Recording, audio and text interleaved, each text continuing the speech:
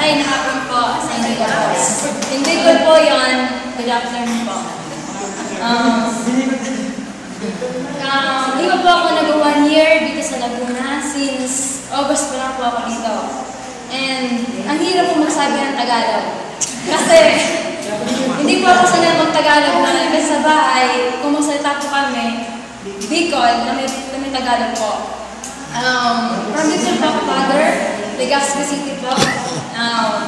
Doon po ako nag-high school, Catholic school po, then BP University. Public po siya, and Bachelor of Physical Education po ang aking kinuha course. Actually po, ang BP po, hindi ko po siya gustong course noon. Ang kumuha na po ng course sa akin, ng papa ko. Kasi po, nung high school ako, wala pong gustong course or akong kahilig-hilig noon. Kahit sa sports, hindi po ako mahilig. And nung first year na po ako, minor lang po, then second year minor. Nung pag third year po, lahat na po kami major. Lahat po ng sports, first time, second time, except po yung golf. Yung mga imposibleng sports po, hindi po namin natin yun sa school namin. Pero yung taekwondo po, yung artista, lahat po yun. And yung high school, yung college po kami nun, kasi lahat po kami nun, may item. Hindi po ako ngayon na kaputi ngayon. Kasi nung college po kami, ang schedule po namin, swimming, pag Friday, hapon po yun, 1 to 3. Then pinumagahan po, taekwondo kami. So, sobrang sakit sa katawan, halos kaya talaga kami nun. Pero, nung mga time na yun, second year pa lang ako, napapansin na mama ko na parang katawan ko, parang lagi akong tulog pag rauwi. Uwi pala, kahit sila mamakain, dire-diretso tulog. Kasi, nakapagod po yung physical education po kasi wala po akong kahilig sa sports. Pero noon po, mahilig po ako, ang gusto ko po ngayon na sports, swimming po. And pumunta po ako ng Laguna, kasama po yung best friend ko, kasi na-apply po siya ng Liceo di Calawan. Best friend? June po. Best friend po, babae po, taga Liceo di Calawan.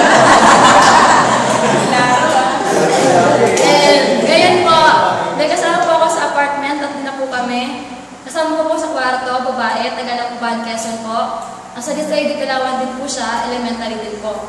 So, minsan, hirap mag-Tagalog. Kahit nag-lesson ako, napapabigol pa rin ako sa estudyante ko. Kasi, minsan kasi, lalo na paggalit. Minsan kasi, pag nagalit na ako, napapasalita ako ng Bicol. Siyempre, yung mga estudyante ko, hindi alam ko ng meaning nun. Kaya ginagawa ko na lang. Tatahimik na lang ako kasi tahimik din talaga akong tao. Hindi naman ako sobrang ingay, pero hindi naman ako malihim. Madali naman ako pakisamahan. Hindi naman ako yung mga taong backfighter o kahit ano. Simple lang naman ako.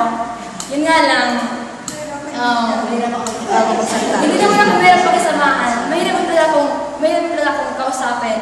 Kasi, yun nga po, mas pwede ako Tagalog. Pero ngayon po, rin po ako Tagalog na, strict na Tagalog. Kasi po, muna, inisip ko muna sasabihin ko pag usabi. Kasi po, hindi na po kasi mag-Tagalog tapos mag-Bicol.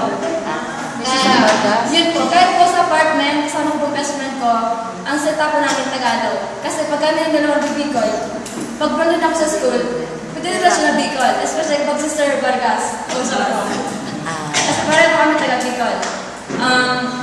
Maganda po ang school dito sa Laguna, especially po sa Liceo today. Kasi po sa amin sa Bicol, marami po school, private school, marami po doon. Pero ang problema na doon po sa amin sa Bicol, pahirapan po makapasok. Kasi sa amin, hindi naman po pagkaya sa Bicol, pahirapan po, lalo po may mga backer. And mas daig po sa amin yung mga let passer na makapasok kaysa mga hindi let passer.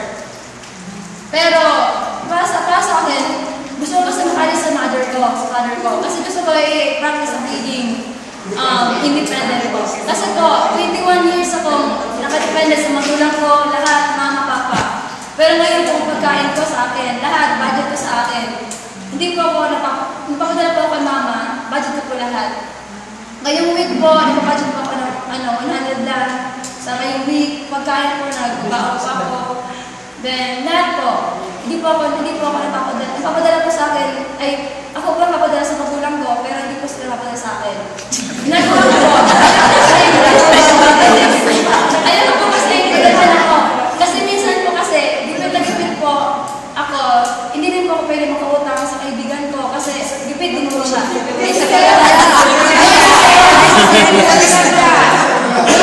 Noon po yun. Pero ngayon po, una po ako mag-budget. Lahat na po.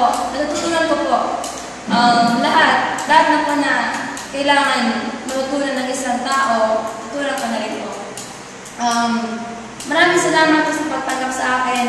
Kahit po, mahirap akong magsalita sa Tagalog. And, alam mo naman po na nagtuturo ko.